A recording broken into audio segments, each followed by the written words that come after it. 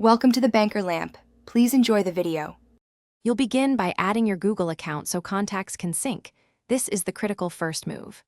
Open Settings, go to Mail, then Accounts, and tap Add Account. Choose Google, sign in with your Gmail address and password, and when prompted, make sure Contacts is enabled. This tells iOS to import and keep Google Contacts updated. Once done, save the account and let the initial sync run. Small lists sync instantly.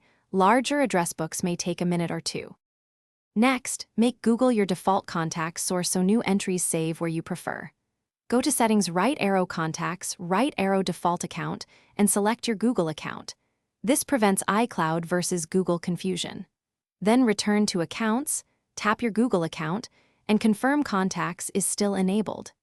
Make sure Settings, right arrow Mail, right arrow Accounts, right arrow Fetch New Data is set appropriately. Push or a frequent fetch interval keeps changing. To finalize, verify your contacts in the Contacts app and use groups at the top left to show only Google contacts if needed.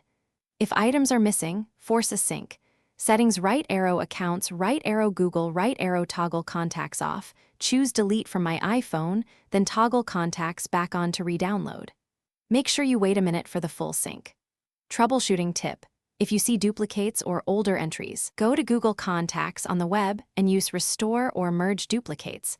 Then let your phone resync.